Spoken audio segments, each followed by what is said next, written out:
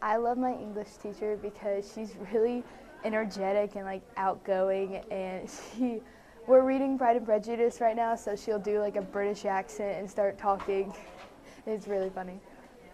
I like my English teacher because she really gets to know the students, and it makes me feel like I can learn better in her class. I like a lot of things about Ms. Schaefer because she's really energetic and she makes the subject fun. Like, I want to learn about it. I love my English teachers because they're all so outgoing and funny, and you'll never have a dull moment in English.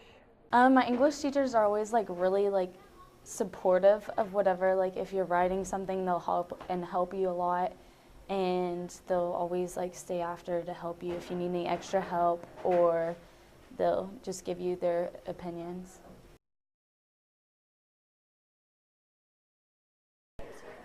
I've learned from my English class, even though it's hard, just the writing papers, I've learned a lot that it's going to help me a lot next year when I'm writing them on my own.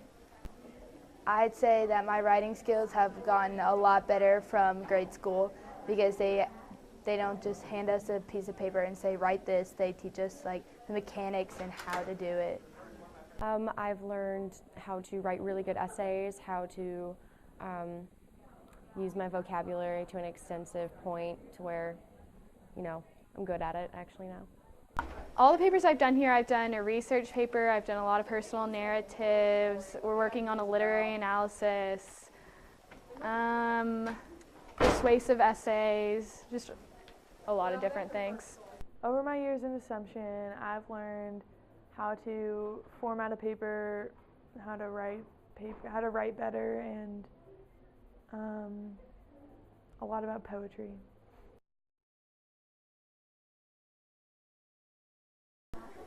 I'd say the difference between a regular classroom and an English classroom is the environment.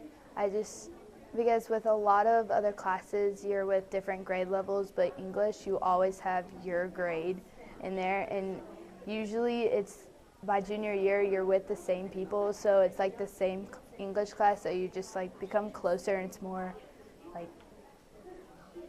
I forget the word, I don't know. Secure, I don't know, safe. English classes are very different because they're more involved, and you don't always just sit down and take notes like you would in a math or science class. An English classroom is different than any other classroom because you kind of get to express yourself through writing or reading or doing a lot of different things. It's different because it requires a lot more of internal thinking, not exactly like application like you would have in math or a science class. It's more linguistic, and it's an art form. An English classroom is different than any classroom because you're not learning from a textbook, you're learning from your teacher and books and stuff.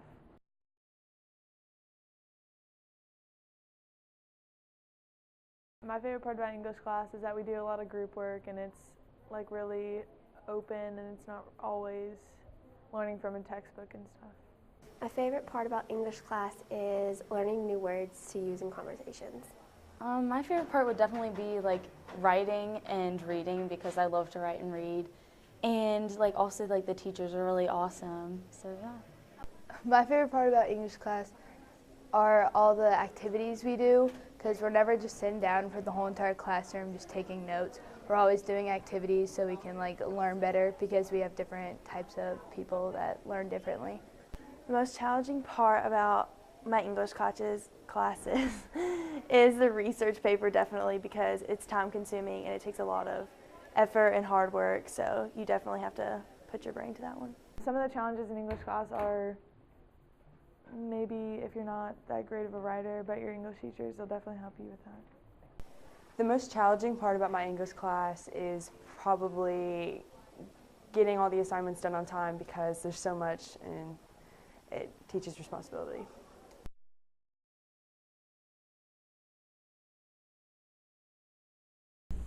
That was the last impression Pip had.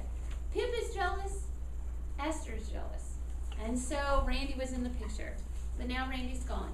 In this chapter, when they're up in her room, do they decide to go study? No. Why not? Somebody raise your hand and tell us why not. Emily. Well, he said like if they were to break up, then they wouldn't be friends anymore or something like that. Yeah, that's what Esther said. If we go steady this early, we're going to break up, and what will we do if we don't have each other? But then, Lauren, you're exactly right. We get that moment where he turns to her and kisses her, and then what does he say? Do you remember?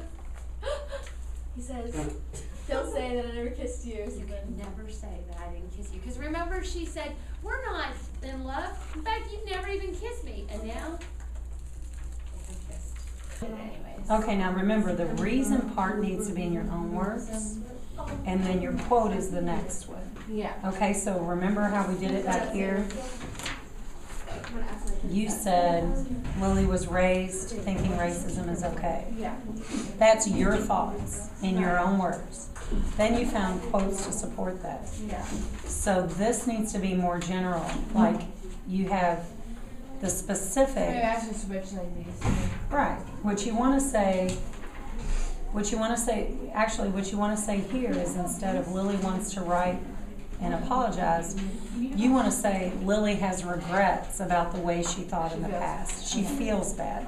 Because that's your own words. And then you can support your own words with specific evidence from the text. Does that make sense? All right. You're welcome.